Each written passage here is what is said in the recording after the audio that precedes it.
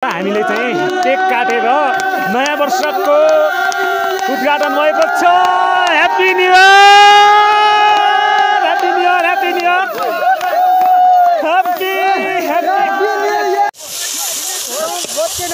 खासमा चाहिँ हाम्रो अप हिमाल गाउँपालिकाको 4 नम्बर वडाभित्र चाहिँ जाने मूल पानी भनेको चाहिँ यही हो खासमा चाहिँ हैन। यहाँबाट 3-4 गाउँलाई चाहिँ भन्दा नि 5-6 गाउँलाई चाहिँ यही पानी गएको छ र अहिले चाहिँ हामी मुना भन्ने डाँडा यहाँ माथि छ र त्यहाँको लागि त्यहाँ पानी छैन, त्यसले गर्दाखेरि हामी चाहिँ त्यसको लागि चाहिँ यहाँबाट पानी भरेर लिने तयारी। क्याम्पिङको लागि ओहो साथीहरु हिउँमा खेलेको दृश्य देख्न सकियो।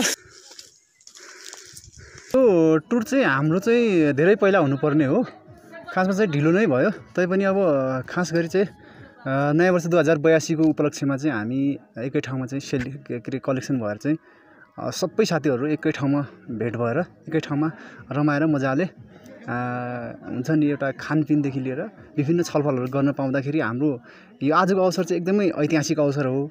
गाइज हामी पिकनिक स्पोटको लागि चाहिँ माथि पानी नभएको ठाउँमा जान्छौँ, यसकारण त्यहाँ चाहिँ पानी छैन, यसकारण हामी यहाँबाट पानी क्यारी गर्छौँ। हामी एउटा डिसी बोइज ग्रुपले चाहिँ हामी यो पिकनिक गइरहेको छौँ। हामीले धेरै विभिन्न इत्यादि गऱ्यौँ होला, त्यसमा नि कसै राय सल्लाह इत्यादि भयो होला, ठिक छ हैन।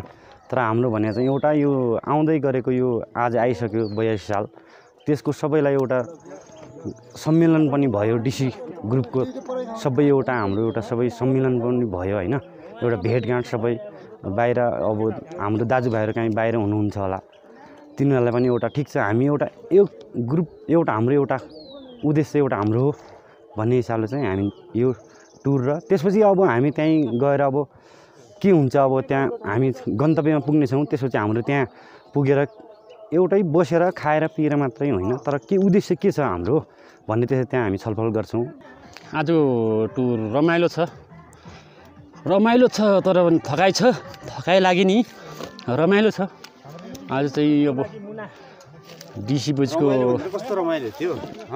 रमाइलो भन्दा नि यस्तो हुन्छ के त्यो बाहिर खोल्दाखेरि होइन, अब भित्रै कस्तो रमाइलो हो। त्यो चाहिँ मन चाहिँ जस खुला छ तर शरीर चाहिँ थाकेको छ।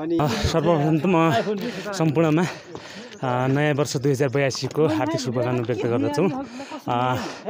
अहिलेसम्म हाम्रो जुन यो 81 सालमा भएका गएका बितेका तितामिठा कुराहरू सबै बिचेर अब यो 82 ले चाहिँ एकदमै हर्षोल्लास चाहिँ सबैमा छाओस् भन्ने कामना व्यक्त गर्दछु र त्यसै खुसी चाहिँ छाओस् भन्ने कामनाको लागि पनि हामी यो पिकनिकमा गइरहेको छौँ र एकदमै एक्साइटमेन्ट छौँ हामी। म चाहिँ एकदमै ह्याप्पी छु, खुसी छु र यो नयाँ वर्ष चाहिँ यस्तै खुसी हर्षमा बित्नेछ भन्ने आशा लिएको छु।